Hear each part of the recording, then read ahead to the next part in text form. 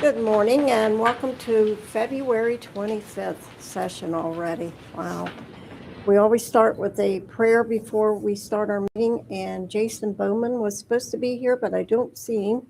So Commissioner Painter, would you do the honor? I'd be honored to stand in the gap for him. If you'd like to participate, please stand and bow your heads. Lord, we thank you for this beautiful day, and we welcome this better weather.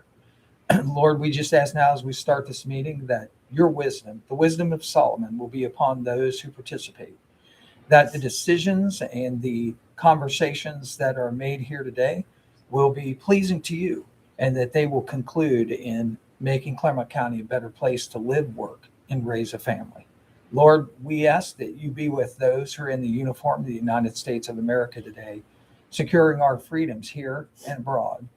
We ask you be with those who are in law enforcement, first responders, firefighters, EMTs, and paramedics, those that risk their lives and leave every morning away from their families. We ask that you bring them back to their families tonight in safe condition, just as they came to help us.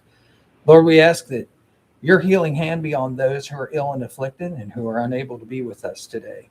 We ask that you restore their health and that they might come to a meeting at a later date. We ask all these things in your son's precious name, in Jesus' name, amen. Thank you.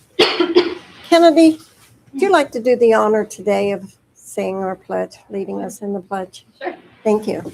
Pledge of allegiance to the flag of the United States of America and to the republic for which it stands, one nation, under God, indivisible, with liberty and justice for all.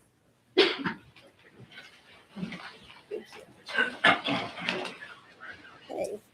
First on the agenda is the approval of the regular session minutes of February 18th. Do I have a motion to approve? So moved. Second? Roll call, please. Commissioner Painter, Yes. Commissioner Corcoran, Yes. Commissioner Batchelor, Yes. Next on the agenda is public participation. Anyone here today that would like to address the board?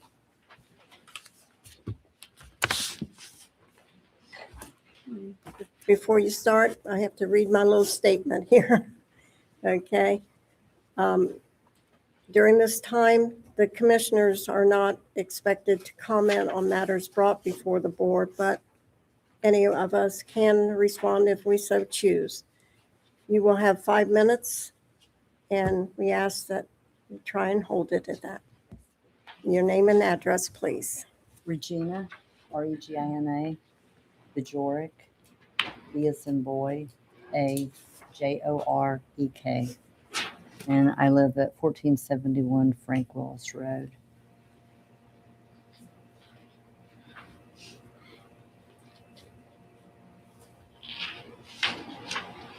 Okay.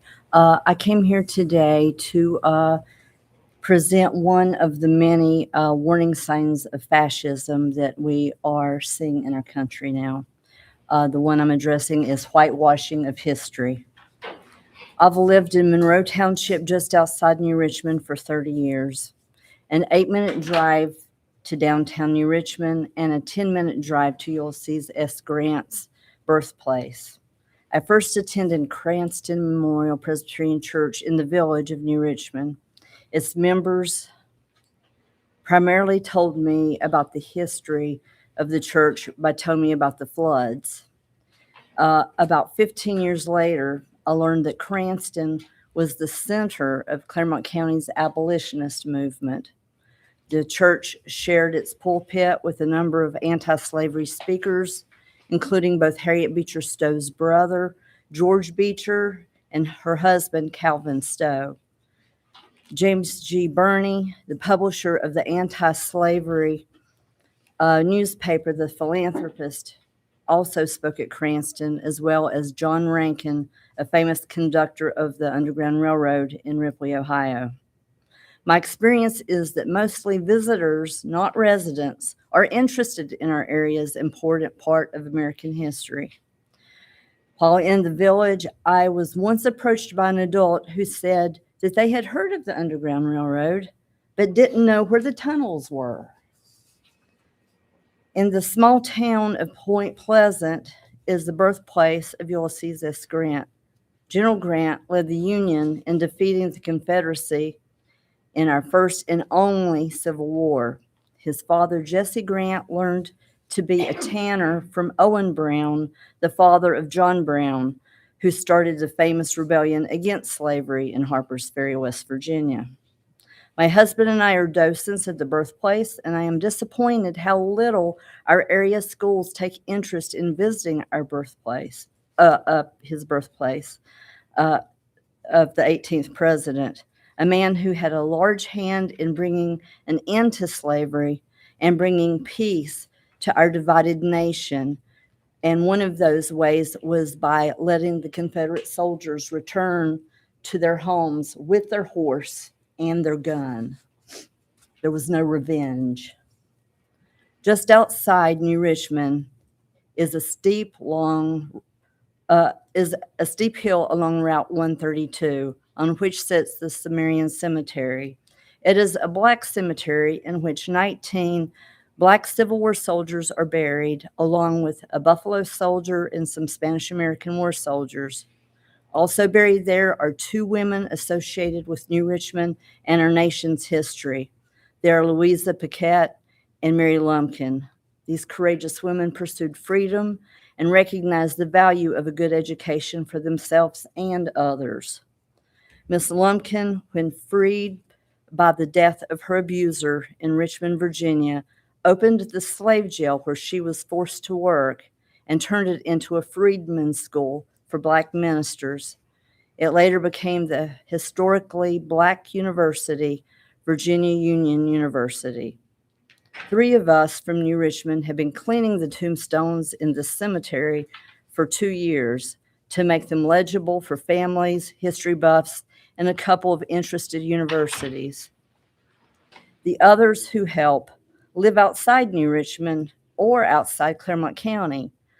Most villagers I speak with about the cemetery comment, "Wow," and the conversation's over.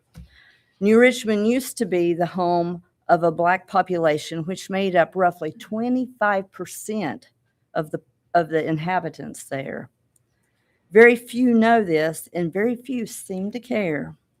Like the saying goes, those who don't know history are doomed to repeat it. And look at us now. Thank you. Anyone else?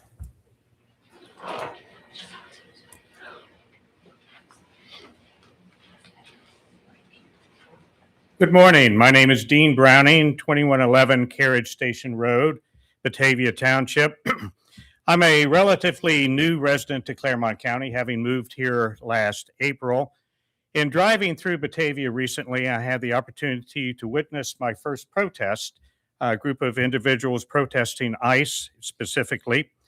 And while I certainly am fully in agreement with their ability to protest and peacefully assemble and express their views, I have to comment that I think their protest is long on emotions and very short on facts.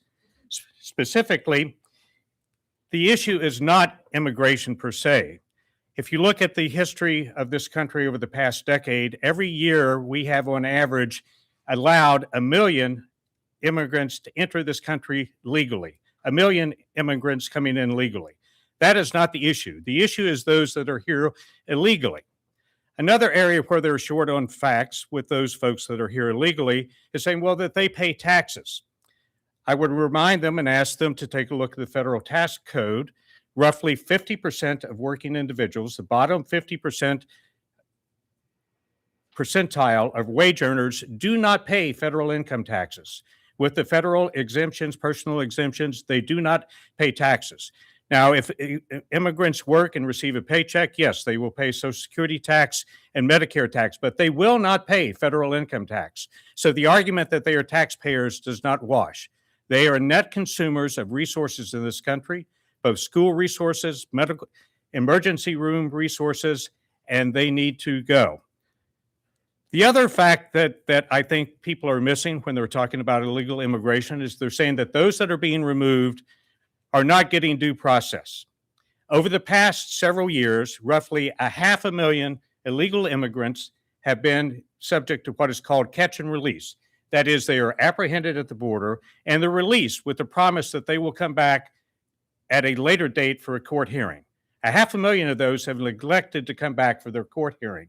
So the argument that they are without due process, they've already had their chance for due process and they've forfeited that.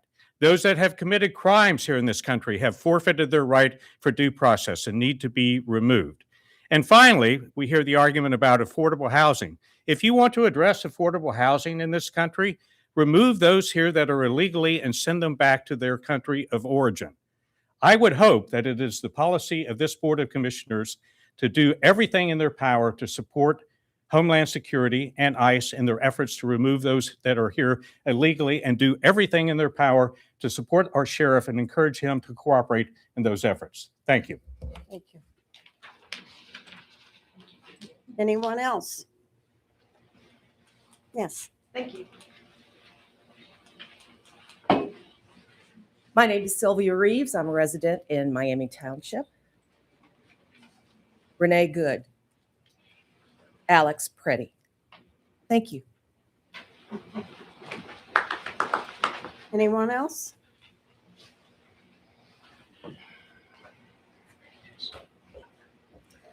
My name is Jen Mazzucchelli. I live in Union Township.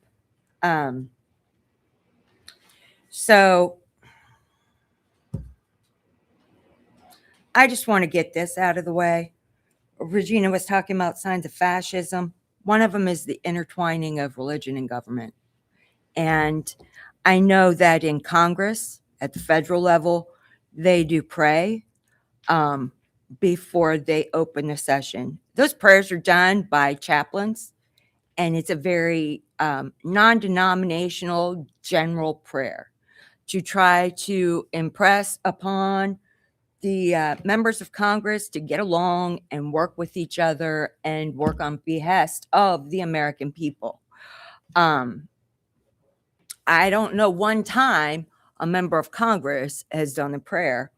And I sit here, and my religious faith or belief is irrelevant, because in this country, we have the First Amendment, which says our government should not sanction or endorse any religion.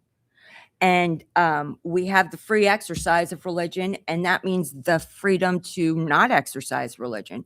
So as public servants, it behooves us to rigorously defend the First Amendment. And every time a prayer is done, it's a Christian prayer, which is fine. I don't have a problem with Christianity or Christian prayers, but not everybody in this county is Christian, perhaps. So perhaps it would behoove the county commissioners to also find people who are maybe a rabbi to lead the prayer, maybe somebody from the Catholic religion, some other faith than like evangelical, charismatic Christianity. So another sign of fascism is the disdain for human rights. And I looked up what some of what that means, and it means I looked up what human rights were. And human rights, basic inalienable human rights, are the right to food. Everybody in the human, they call it family, has a right to food, water, sanitation, health, housing, and Social Security. And by that, it's not the Social Security system. It is resilience against things like flood or famine, or the federal government freezing funds or grain grants so that you lose some of your income. I get very frustrated because I feel like, even though this is a commission of 3 people, not 1, this is a very autocratic government, in that y'all make the decisions once you've been elected, and you do not seek the input on a regular basis of the residents of the county. And it's been stated multiple times, you don't feel the need for that. You don't want to do evening town hall meetings because you don't want to get yelled at. Whatever the reasons are, you're not seeking input. People have said that they want a homeless shelter. Before, people were upset about the level of funding that was going into the animal shelter. We have one shelter for domestic violence, and it has 15 beds, I believe. And it serves 3 counties. So these are things that can help build resilience. There are things that this county can do to build resilience. We've got a county or a township that has significant drug problems. I mean, the county has drug problems, and drug court is not really the only way you can solve those. The frustrating part, though, for me, is the $14.1 million that are designated for 2 county buildings. We can't afford a homeless shelter. I would love to see how much it would cost to retrofit the old engineers building to become a homeless shelter instead of just tearing it down because you're putting up a new one. I mean, it's very frustrating that we have a transportation hub with heated bays for cars, and people have died in this county recently of hypothermia. These are not okay, and it needs to change. Thank you. Anyone else?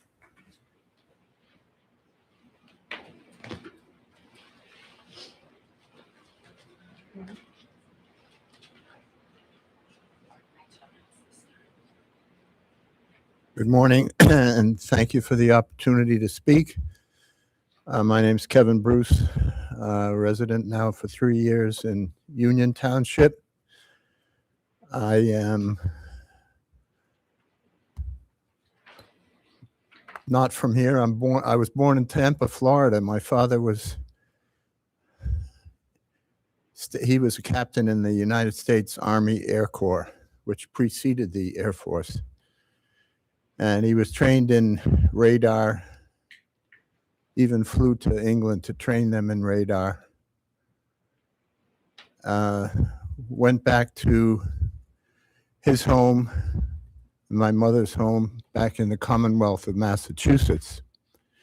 Many of you have probably been to the Commonwealth of Kentucky, Commonwealth of Virginia.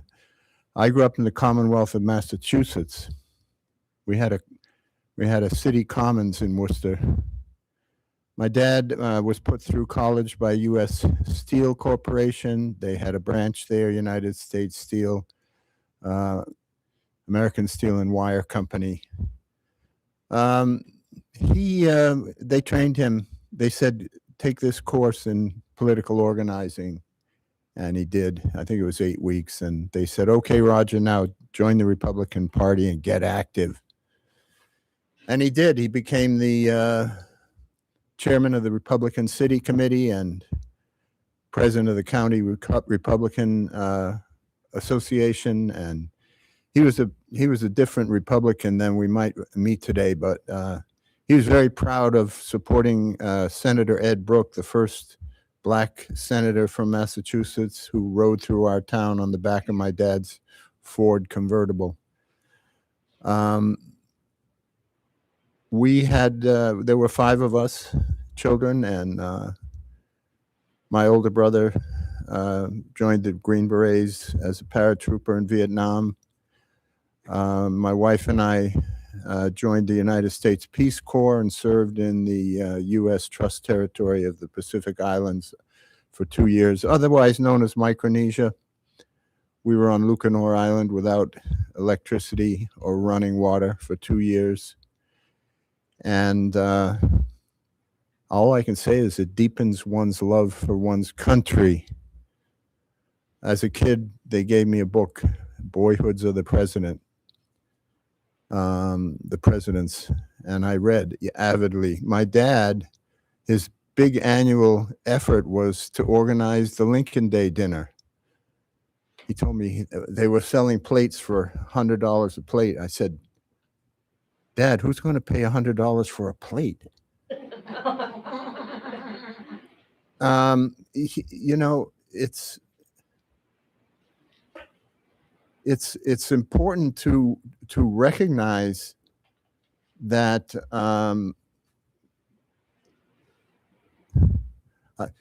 I'll say that what Mark Twain said, George Washington, he said, "I'm morally superior to George Washington. I can tell a lie, but I choose not to."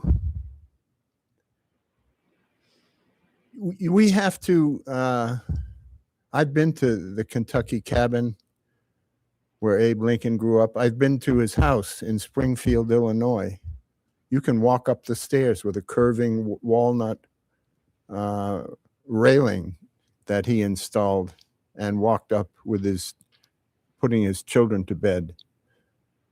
He stood in front of his cabin as a young man and watched slaves in shackles walking by on their way from Baltimore to Natchez to be sold. And he said, "One day I'm going to hit that." Famous quote.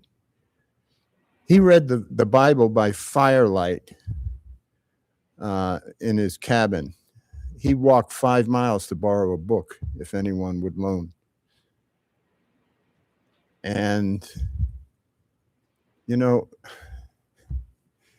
there's a legacy.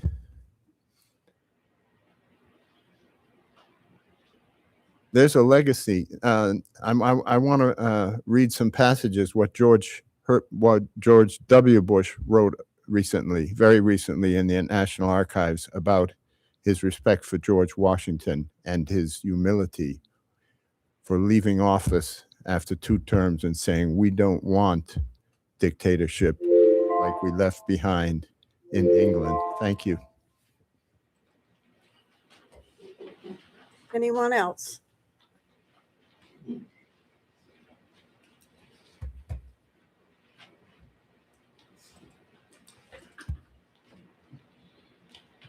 Julie Tolliver, Batavia Township. Thanks, Kevin. Hello, you made me cry a little bit. We talked a little bit about facts at the beginning of this meeting, and we all live in them, right? It's 10 o'clock, right? This meeting started. That's a fact.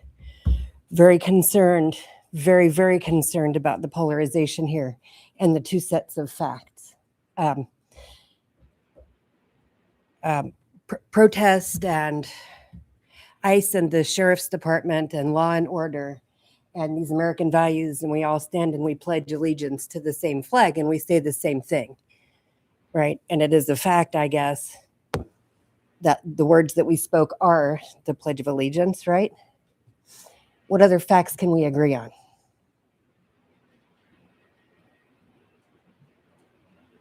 I'm looking to you leaders here to break your silence and start talking about media literacy, facts, what is real, what is propaganda, what is bullcrap, what is towing the party line.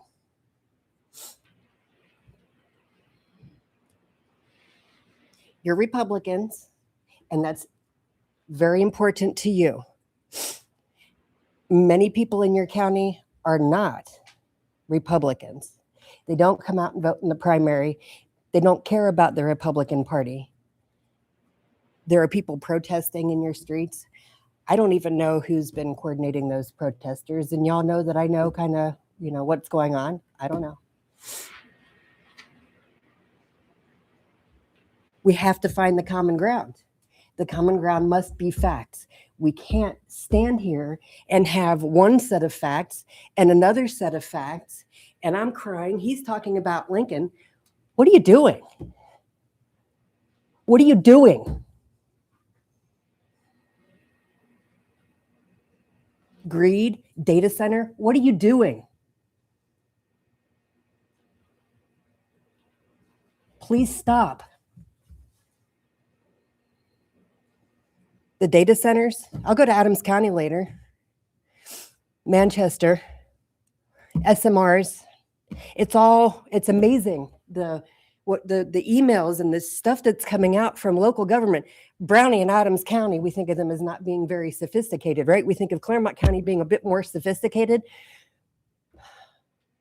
What's going on here that we don't know? Where are the facts? Look, we're going to be much better as a community if we just cut the crap and deal with the actual facts. This rambling idiot of a president last night, incoherent, lying, so much winning. Who feels all the winning? Do you feel the winning? All the winning? There's so much winning. Do you feel it? Yes or no? I do. You do? Good for you. Do you feel all the winning? Do you feel all the winning? Do you feel, are we winning so much? We're winning. Are we winning so much? Do you feel it? We're winning, right? Do you feel like we're winning today, Claire? Is this country winning? Did President Trump's message resonate with you? What was his message? It was incoherent garble. That's your leader. Please stop. Just stop. Just stop. It's enough. The gig's up. Thank you. Anyone else? Jane Holzer, Pierce Township. I spoke last week about my daughter's family, her three little boys who are half Hispanic, their father 100% Hispanic, second generation U.S. citizen, and the fears that they are dealing with every day because of that, because of what their father looks like, because he is a U.S. citizen, cannot feel free to go to Home Depot anymore. Commissioner Painter, you replied to me, and I honestly 100% appreciate that. I do. But as I was going home and in this past week, I thought, I'm not really sure I got my point across, but I'd like to address a couple of the things that you said. And one was that your concern is just Clermont County. It is not what's happening in Minneapolis. It's not what's happening anywhere else in this country. We cannot put blinders on. We cannot stick our head in the sand. We're part of a whole country. That's like me saying, I live in a safe, fairly affluent neighborhood in Pierce Township. I don't care what's happening in New Richmond or Bethel or Goshen. You know, that is not who we are. We are a nation. What happens in another country or in another city, in another state, is ours also. The resolutions that you pass, the contracts that you approve that support ICE means that you are affirming all of their actions everywhere. Renee Good, Alex Preddy, you are affirming that. You are saying you support that. You can't just put on our blinders. The other thing you said was that you wanted to keep Clermont County safe, and I appreciate that. But the question is, safe from what? Our immigrant families that are here are trying to find a life of peace and safety for their children. What is their threat to us? ICE had said they were going to arrest murderers and rapists. We know that is not the case. We know by statistics that immigrants do not commit crimes at a higher rate than U.S. citizens. U.S. citizens are far and away committing more crimes. We have criminalized the people, the immigrants. The administration has labeled them as criminals. The pathway to citizenship is extremely difficult. These are families who are seeking safety for their children. They have come from countries of terror. If I lived in the countries they came from, I would take any risk. I would swim any river. I would climb any wall with my children in my arms to make them safe. There's plenty of crime in Clermont County that our departments can focus on. Thirdly, you said Sheriff Stratton could keep ICE under control. I think that is very naive. We have seen it. We have seen the videos. If DHS gives a full order for ICE to come into a city, there is no way the local law enforcement keeps them under control. We have seen that they're not under control. They do not have to operate under the other restrictions of law enforcement. We're all responsible to use our voices. I'm of German heritage. I've been to Germany. Some of my friends were in Germany last summer. They told me repeatedly the German people they knew and met said, "We are afraid for your country. Do not let your country do what happened to us in the late 30s. People were silent there. They said, "Oh, that's happening in northern Germany. It doesn't affect us." Do not let your country go in that direction. I think your voice is larger than mine. My voice is small. We need to speak to the truth. We need to all speak to justice. Anyone else? Okay, we'll move on then. Commissioners, anything? No, just for Jane Hollister. Yes. Obviously, we did have a nice conversation. I just wanted to make sure that you understand that context matters. You used a particular context here about what goes on in the rest of the country. My context is a little different. The context in the rest of the company is they have elected officials in every city, every township, every village that there is throughout the United States. In fact, there are 3,069 counties alone in the U.S. And so my context is really simple. They have their jurisdiction and they have their elected officials. And I cannot control what happens in Minnesota. I've worked in Minnesota as a businessman, on a particular project. And I couldn't impact how they run their government and their government contracts, while I was there. So my context is really simple. That's the context that I spoke in. So for me, you took that out of context a little bit. So I just wanted to kind of, reel it back in. Also, just to talk about that, you talked about immigrant families. And so again, there's a context there. Are they in this country legally? Are they in this country illegally? Which is that? So when I talk about immigrant families, I talk about people who are not in this country legally and have not come in through a port of entry under Section 8 as they should have. So that's a different context. And then one other is, as you know, Hamilton County, city of Cincinnati, is a sanctuary city. And Hamilton County doesn't comply with ICE orders, at all. Julie, I'm not talking to you. You tend to interrupt. Yeah, you're not allowed to interrupt the meeting. I'm sorry, sir. Thank you. So I just want to make sure that you and I put those things in the right context. So thank you. I appreciate that. And we opened this with a Christian prayer. And Jesus said, "Whatever you do to the least of them, you do to me." Let's just remember that. Amen. Absolutely. We always remember that. Thank you. Yeah. I can see Move on. that daily. We're going to move on then. Item D is consent agenda. Board, you've had this in time to review. Are there any changes? Or can I have a motion to approve as presented? Make the motion. Do I have a second? Second. Roll call, Gail? Commissioner Corcoran? Yes. Commissioner Painter? Yes. Commissioner Batchelor? Yes. Moving on to item E, and that is the non-consent agenda. Item 13, it is the recommendation that the Board of County Commissioners adopt resolution number 031-26 to approve payments to vendors in the total amount of $919,625.03 as outlined in the BCC approval invoice report for checks dated February 25th, 2026, BCC directed prepaid invoice report, and the procurement card transaction report as presented by the county auditor on February 23rd, 2026, and further authorizing the county auditor to issue warrants pursuant to and in compliance with Section 319.16 of the Ohio Revised Code. Do I have a motion to approve? So moved. I'll second. Roll call, Gail? Commissioner Painter? Yes. Commissioner Corcoran? Yes. Commissioner Batchelor? Yes. Good morning, Lyle. Morning.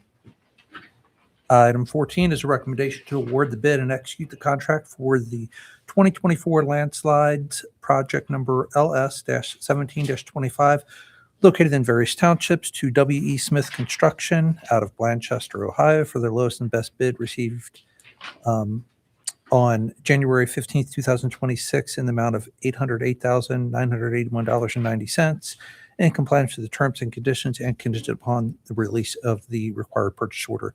So this will be to repair landslides on Hopper Hill Road, Baldwin Road, Coombs Road, and Moscow Cemetery Road. Thank you. Okay, Board, we've had the reading of item number 14. Do I have a motion to approve? Make the motion. Second.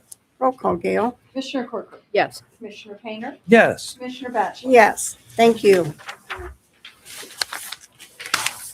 Good morning, Miss Kennedy. Item number 15 is a recommendation to adopt resolution number 32-26 for the filing of an application on behalf of the Clermont County Board of Commissioners with the Ohio Department of Agriculture, 8995 East Main Street, Reynoldsburg, Ohio, for a land use planning grant for $45,000 with an in-kind match of $5,000, and authorize Bonnie J. Batchelor to execute the grant application in compliance with the terms and conditions of the application to update the county's comprehensive land use plan. Thank you.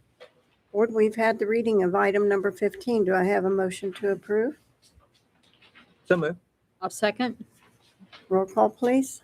Commissioner Painter. Yes. Commissioner Corcoran. Yes. Commissioner Batchelor. Yes. Thank you. Thank you. Good morning, Ralph. Good morning. Ralph Linney, Assistant County Administrator.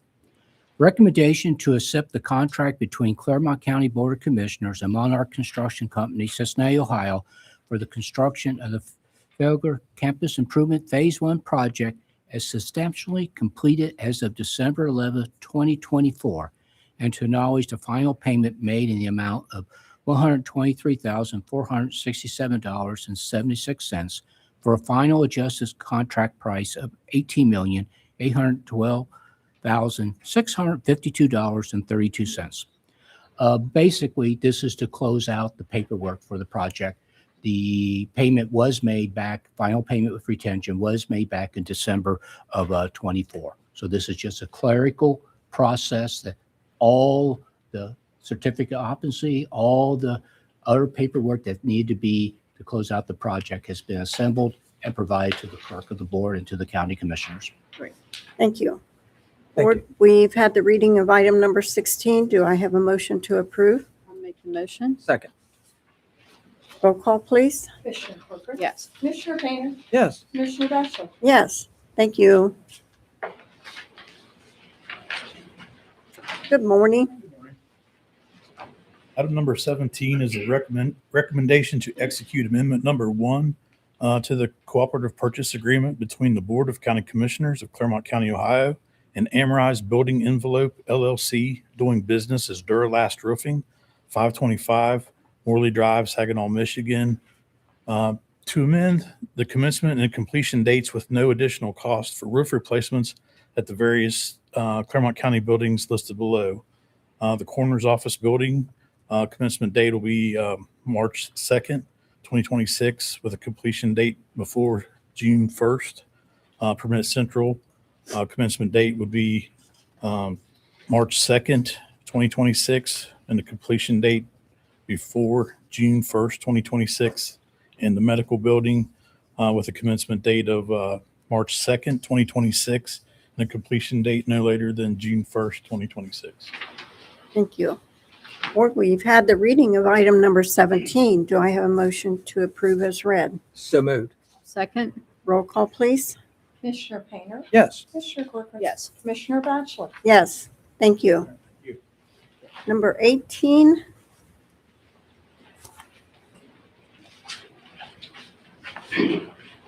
Good morning. Joel Gross, Director of Water Resources Department. Item number 18 is a recommendation to award the bid and execute the contract for Water Resources Department's maintenance building expansion and renovation project numbers 6401-60238 and 6402-60238 located in the Village of Batavia pursuant to the plans and specifications to Triton Services, Inc. For the lowest and best bid received of $78,000 on January 22nd, 2026, and in compliance with the terms and conditions and contingent upon the release of required purchase order. Thank you. Board, we've had the reading of item number 18. Do I have a motion to approve as read? So moved. A second. Roll call? Commissioner Painter, Yes. Commissioner Corcoran, Yes. Commissioner Batchelor. Yes. Number 19. Item number 19 is a recommendation to execute an extension of contract for professional services between the County of Clermont, Ohio and McGill Smith Puncheon for the provision of surveying services for various water and wastewater projects located within Clermont County for an additional 2-year period through February 6, 2028, for a total amount not to exceed $200,000, with all other terms and conditions of the original contract to remain in full force and effect and contingent upon the release of the required purchase orders. Board, we've had the reading of item number 19. Do I have a motion to approve as read? I'll make the motion. Second. Roll call, please. Commissioner Corcoran, Commissioner Painter, Yes. yes. Commissioner Batchelor. Yes. Joanne, can I interrupt you while you're here, please? Absolutely.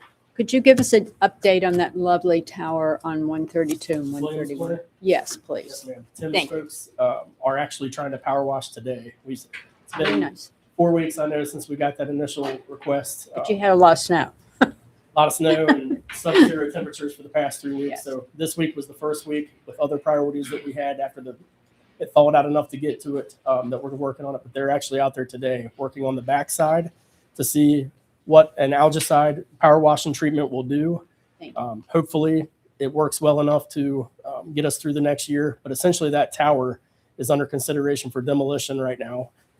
It is not utilized right now, hasn't been filled for a while. In fact, to fill it means we have to continuously chlorinate it, which is not cost effective whatsoever. In any case, we fully believe that tower is going to be, or the reservoir will be gone in a year. We're getting demolition pricing right now as we're working on everything else, and we should have that back by May of this year. Lewis Tower is first on their list to quote for us, but as soon as that one's done, this one is next. So we're actually quoting that demolition as we speak right now. We don't think that the water modeling master planning project is going to indicate that we need that whatsoever. Okay. So it's very, very likely that tower is not, or that reservoir is not going to be utilized with the expansion of the trunk lines that are around that right now. But in the meantime, we're doing what we can to make sure that looks sightly for the neighborhood and doing what we can to keep it clean. Thank you. Thank So you for your Joel, work on it. Let me ask you, so Absolutely. are you indicating that the tower on Lewis Road, is that the one you're talking about? We are getting quotes right now to demolish that. Yes. That was first on our list when we were corresponding with the demolition contractor, and we've asked them as of the past couple weeks to get us quotes for the second part. Don't know exactly where that falls in the CIP yet. We will make the necessary adjustments to move those things. Okay. So I get asked about, in fact, last week, someone asked About me, Lewis? when's it coming down? yes, ma'am. Working on both of those right now. Okay, thank Stepping you. up. I Absolutely. appreciate it. Thank you. Item 20. Good morning. Jordan Richmond, Department of Job and Family Services. Morning. Item 20 is a recommendation to execute amendment number 2 to the MOU between the Clermont County Department of Job and Family Services, Clermont County Children Protective Services, and Clermont County Family and Children First.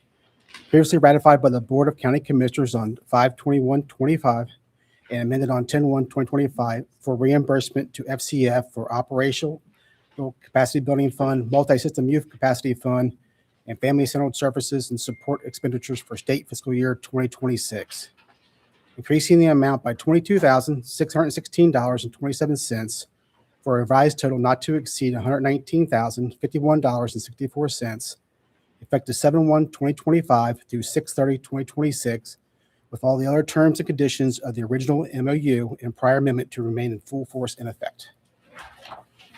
Thank you. Board, we've had the reading of item number 20. Do I have a motion to approve as read? So moved. I will second. Roll call, please. Commissioner Painter, Yes. Commissioner Batchelor. Yes. Commissioner Corcoran. I abstain. I sit on that board. Thank you.